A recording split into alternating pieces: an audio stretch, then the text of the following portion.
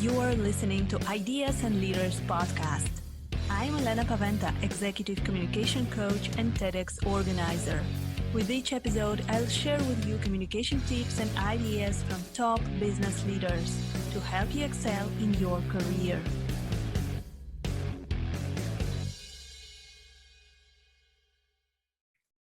Welcome to the next episode of Ideas and Leaders podcast. Today, I'm speaking with Ryann Dowdy. She's on a mission to create a safe space for every woman to come together and be fearlessly themselves. So Ryann is creating a community for women leaders. She's a community builder, and I just love it. So we'll have a lot to discuss today. Hi, Ryann, and welcome to Ideas and Leaders. Hi, I'm so excited to be here. Thank you for the opportunity.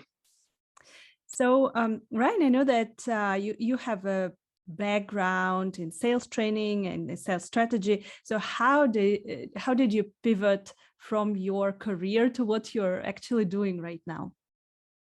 Yeah, so honest answer, there's been several iterations, right? So I spent 15 years in corporate America leading sales teams. Well, I started as an individual contributor, could continue to climb the ladder, regional sales trainer, national sales trainer, channel sales manager, and eventually retired from the corporate world as a director of sales. And even when I shifted from employee to entrepreneur, I took the sales lane with me. So I started my first business, was called the Uncensored Sales Accelerator. And we helped high achieving women leave their 9-to-5 and build profitable businesses by learning sales skills. Started a second business in there with a partner teaching sales skills to sales teams. And actually this whole community builder and the Be in the Room movement and really this desire to create this safe space for women to come together and have powerful conversations is a very new iteration of my career. So this all just was the fourth quarter of 2021 when we decided to literally burn everything to the ground and start over, do a complete and total reinvention. And it came out of as our pivots and our reinventions often do, a need for myself, right? Knowing that I'm excellent at teaching sales. I like sales. It's fun. I love business strategy. But what I really am passionate about is elevating women and elevating women in business specifically. And I found that by teaching sales, I kind of painted myself into a corner of who I could impact. And so in this iteration of bringing smart women together from all different industries and different professions, that it really allows me the opportunity to live out that gift in a really cool way. And also connecting and collaborating with other women, right? So when you're teaching sales to entrepreneurs, right, you really only impact entrepreneurs, but I'm like, no, but I want to impact women that are in the corporate world that are having similar experiences of feeling very lonely and isolated and not sure where to go for conversation and where to go for, to get eyes on what's happening outside of their industry or their profession, right? So I wanted to bring all those women together. So the iteration really comes from what I feel at this point is my true purpose is really showing women that they have choices in how they live their lives and their careers, their businesses and their homes and their relationships. And so it made the most sense to create a community where I could share the thought leadership with the entire community and not need to be the person who had all the answers, which is where it very much was before my businesses. Wow, you're so passionate about what you're doing. And this is the most important thing, I think, in everything that we do. We just need to feel it, to have this passion. And the fact that you pivoted from such a great career in sales that you had, it really shows that you have this passion for communities, for women. Do you remember, did you have any breakthrough moment when you decided that, yes, I really want to do this and I want to change my career? Going from just like corporate to entrepreneurship? Yeah.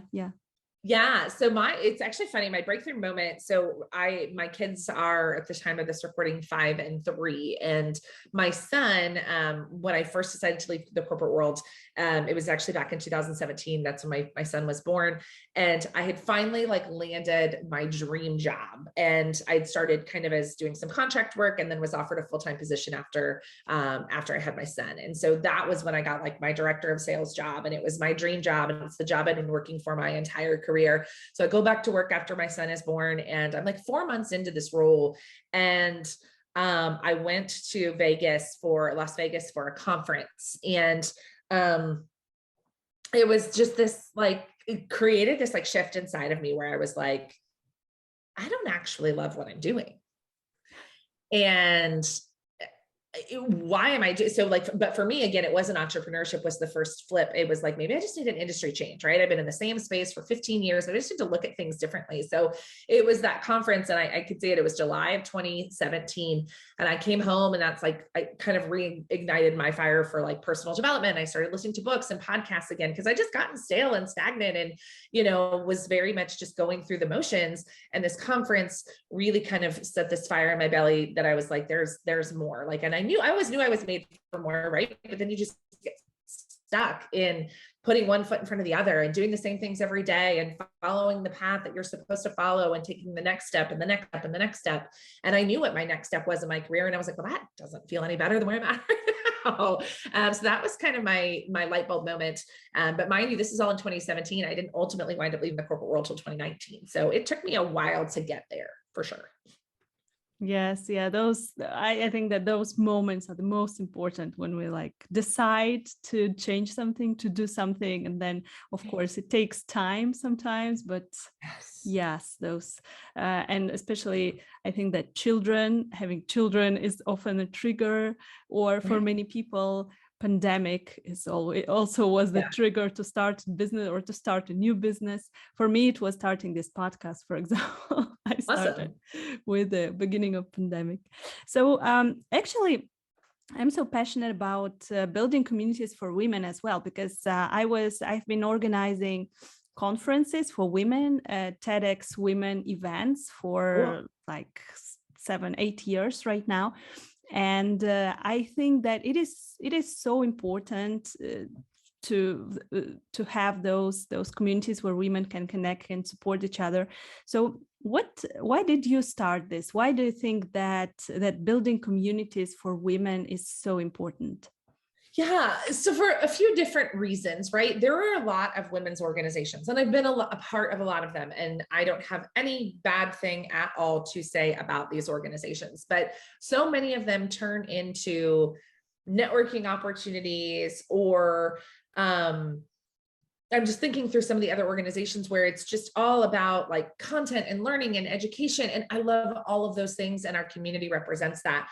But what I couldn't find on my own was really a space where it was about collaboration and idea sharing and being open and vulnerable, right? Like, I think we have this thing as women, as we're told, there's only so many seats at the table for women. And so what that has done for us is created competition, right? We're like, okay, well, if there's only so many seats, I got to be better than that girl and that girl if I want that seat. And I don't believe that that is true at all, right? And so for me, I don't want competition. I don't want it to be like, okay, well, I can't share my expertise with that person, because then what are they going to take it and do with it? And they might do this, they might do that, and all the other things. So for me, it was really about, where do we create a community that is about being open and honest and vulnerable? And I'm going to give you an example, because that might help. So I went to an event in November of 2021, and it was an amazing event. It was put on beautifully. It was executed beautifully, right?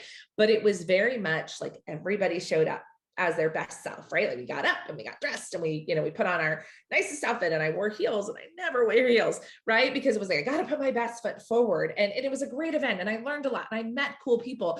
But there was like, every time I left that room and I went back to my room or even flew home, it was like I had to readjust into myself, right? Like, I felt like I had to put on almost like just a different version of myself to show up in that room. And I want us to not have to put that version of ourselves on to show up in the room, right? I want us to be able to show up in the room. If your jam is to show up in like yoga pants and a t-shirt, cool, right? Like me, I'm like a blazer and jeans kind of girl, right? Like I don't need to like be in my sweatpants, but I don't wear heels, and I can't remember the last time I wore slacks, right? And so it was like, and I know these are superficial examples, but they're the examples of, I wanted that space where you could show up as you are and not feel like, okay, well, I'm the only person in the room not in heels, or I'm the only person in the room not in slacks, or I'm the only person in the room who looks this way or does this thing or shows up this way or has this type of career, and have that not be a bad thing, right? That is really why I wanted to create Be in the Room. Yeah, this is so important. I think that especially the corporate world creates this atmosphere of those certain expectations that we need to look certain way, we need to wear heels, we need to wear slacks, and we all need to be the same in a way. So it is so important to have those communities. So how does it work, your community? So what how can we how do women co-create this, and how do they support each other? Yeah, thank you for asking that question. So we host weekly virtual events, and our intention is not that our community, our membership, they're busy, they're leaders, they're business leaders, community leaders. Some are leading in corporate, some are leading as entrepreneurs. Some are very new to leadership, which is amazing. But anyway, we host weekly events. Our intention is not that our membership attends every week. My thought was that if they could attend once or twice a month, that would kind of give them that opportunity to fill their cup and have those conversations. And we rotate through different styles of events. So we actually host a series of events that we call a peer roundtable event, right? And so we pop everybody into Zoom rooms and we talk through a topic. And sometimes they're business topics, sometimes they're personal topics, sometimes they're a little bit of both, right? And then we also host peer advisory sessions. So everyone gets an opportunity to get like 20 minutes focused on them. So maybe you're rolling out a new product or hiring a new team member, or, making some shifts just to get feedback. And then we also do peer education. So all of our education in our community is led by our membership. And those are done usually in like 45-minute sessions, that like some training and like education stuff, and then Q&A. So we really leverage our membership and our community to create that space. So we do that. We have actually a strategic advisory board. So we've brought in, C-suite women running multi-million-dollar businesses to lead a series of sessions for us. All of our members have an opportunity for visibility opportunities, be it through our blog, through our podcast, through our resource center. They can record a masterclass that goes on our resource center. So we bring women together in a lot of different ways, and our goal is to just elevate one another in a really powerful way, because I think that is how we change the world. That's how we make sure that there's not only a certain number of seats at the table for women, is by elevating one another. So we do it in a lot of different ways. In connection, in elevating one another and telling our stories. Because I think that's half the battle, to be honest, is so often we think there's nobody like me, right? My situation is different. Like for me, I was the breadwinner in my family. So even when I had that realization back in 2017, Elena, when I knew I wasn't happy, I didn't feel like I had a lot of choices, because I was the breadwinner in my family. And I couldn't find anybody else online that was their story, right? Everybody else was like, coming at it from a different angle or whatever. And I was like, okay, well, yeah, I can't just quit my job and go all in on a business. And I can't just, take a pay cut. Like, I'm paying our mortgage here. So, for me, I want to be able to tell stories of other women. So everybody and again, my story is just one story, right? You have a story, everybody has a story. But I want people to be able to find that person who has a story like, oh, okay, that's how that person did it. Oh yeah, that circumstance feels really similar to mine. So that's our goal in all of our conversations.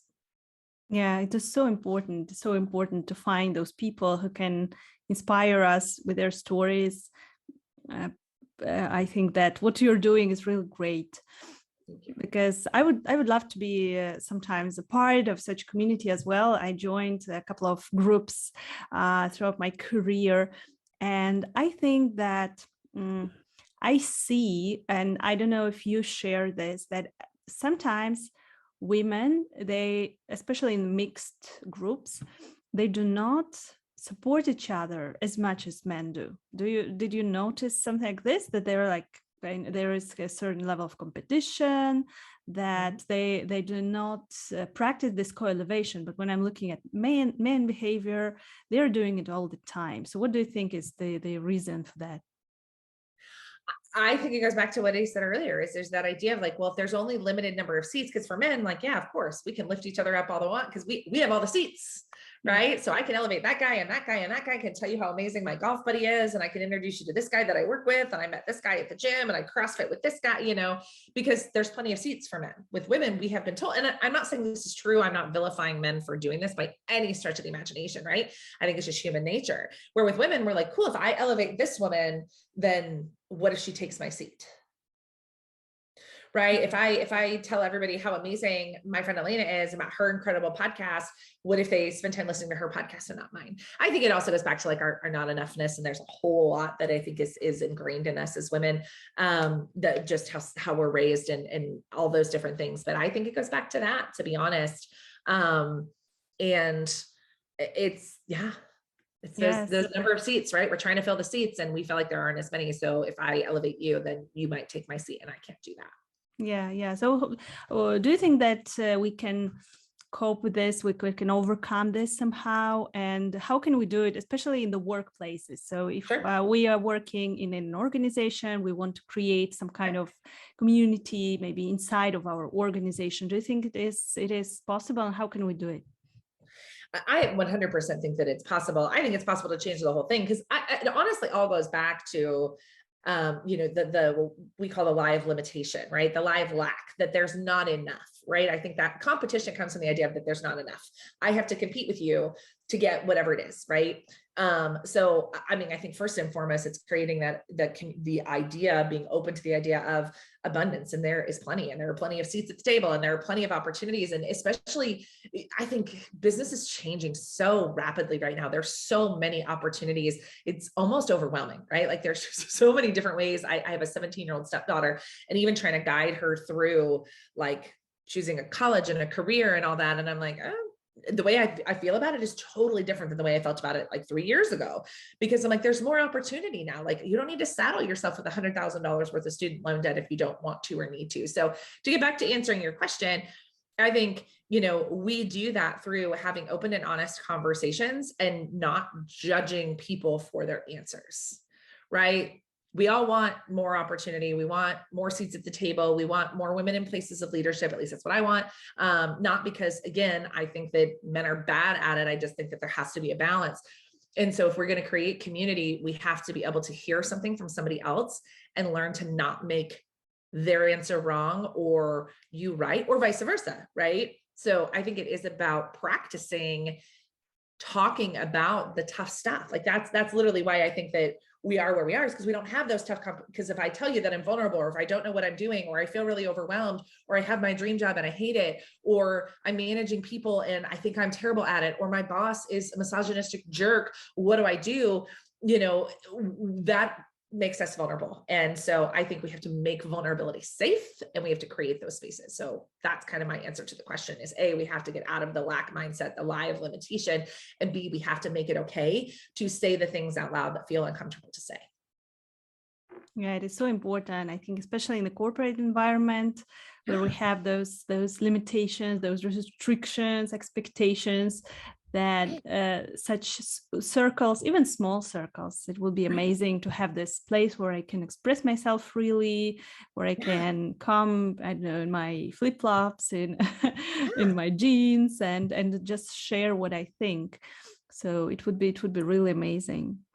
I think that would like literally change the face of business if we let people, within reason, right? We're all running businesses, we're all professionals, right? But if we let people show up as they are, and I'll give you a very specific example. When I was pregnant with my son, I was the only woman on an all-male team at the time. We were a team of 6. We were a small team, so it wasn't like a huge team, and I was the only woman. It's a team of 6. We were a traveling team. We traveled and trained sales teams, and we were a channel sales team. And like, I just didn't talk about my pregnancy. Just didn't talk about it. Like, they knew about it from an HR perspective, right? Like I knew I had to let HR know and all the different things, but it was never discussed. My career and managing my career, and what are you going to do after you have this kid, and how are you feeling, and how are you doing on the road? Like, and again, I'm not mad at my boss at all at the time, right? But like, it was, I just was like, yeah, we just don't talk about the fact that I'm having a human, and my life is going to change, and my career is going to change, and I'm going to change. It was legitimately never discussed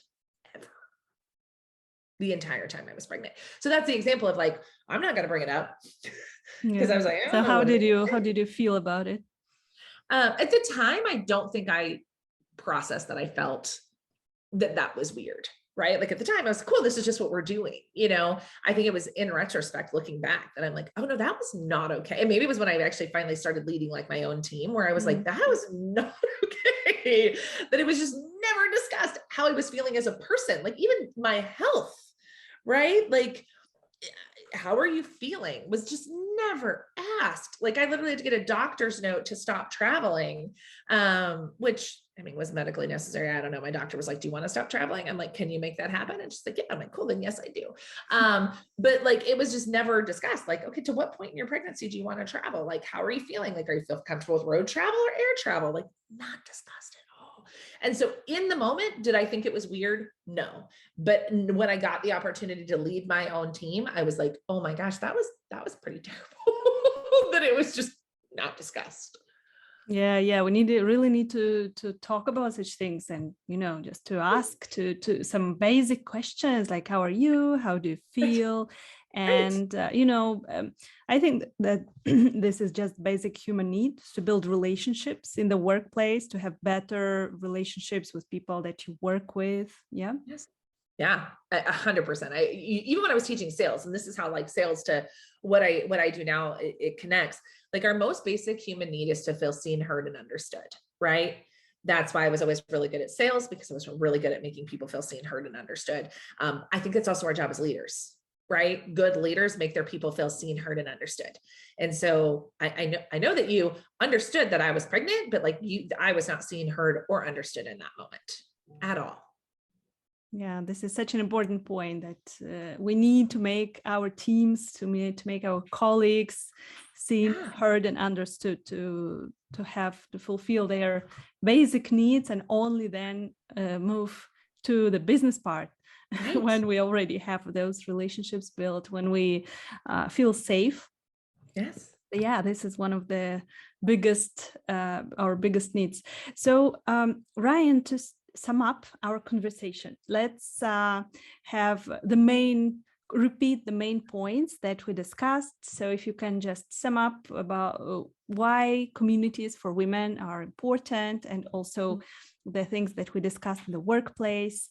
Just if you were to leave our listeners with several sentences, what would you say? Yeah. So a couple of different things, right? I mean, as far as, if you are a woman listening to this podcast right now, and you see the women around you, either in your workplace, online, wherever that is, as competition, like I really encourage you to dig into that, right? Like, where is that coming from? What belief inside of you, what, like, I call it the lie of limitation, do you have inside of you that's making you feel like you have to compete with other women? So that's kind of the first thing I would say. The second thing is, remember, as leaders, and again, I don't care what kind of leader you are. I always say, there's business leaders, there's thought leaders, there's community leaders, that our job is to make people feel seen, heard, and understood. And when we do that, not just to feel, this is not, a women only conversation, right? This is for our male colleagues as well, right? Like when we focus on those things first, everything else is easier in life, in business, in relationships, if we focus on those, just meeting those basic human needs. So for me, it's really figuring out where you're seeing that lack or that limitation when it comes to competition. And then finally, I would say that, if you have that girlfriend or that colleague or that woman that you used to work with or whatever, and like, just reach out and say hello. Our calendars, I'm trying to not use the word busy, right? Our calendars are so full. And I think they're even fuller for women, because we carry a lot of additional workload other than our professional workload. Like, check on that friend, send her a text message, send her an email, right? Send her like a funny, stupid TikTok video or something. Like, just don't be afraid to reach out and connect. You have no idea how far that can go for someone. So even if it's that girlfriend that you're like, gosh, I haven't talked to her in a long time, and then you become like embarrassed that it's been so long, like, send the text message, send the note, make the phone call, do whatever. I think that alone will help close so many of those gaps. Great. Thank you so much for those tips. I think that our podcast episode was so valuable to our listeners. So if our listeners want to contact you, or to join your community for female leaders, Be in the Room, where can they find you? Yeah, so our website is beintheroom.org. We have a podcast by the same name, Be in the Room. We have a Facebook group by the same name. So anywhere on the internet, you can find us at Be in the Room. Personally, I'm Ryann with 2 N's Dowdy. I love to connect. You can connect with me on LinkedIn. I network across all social platforms. So wherever you like to hang out, I'd love to connect. Great. Thank you so much, Ryann. Thank you for being on Ideas and Leaders. It was such a pleasure talking to you today. It was a great time. Thank you so much. Thank you for listening to Ideas and Leaders podcast. Did you enjoy this episode? Let me know that you listened by tagging me in your LinkedIn profile and using a hashtag Ideas and Leaders. See you in the next episode.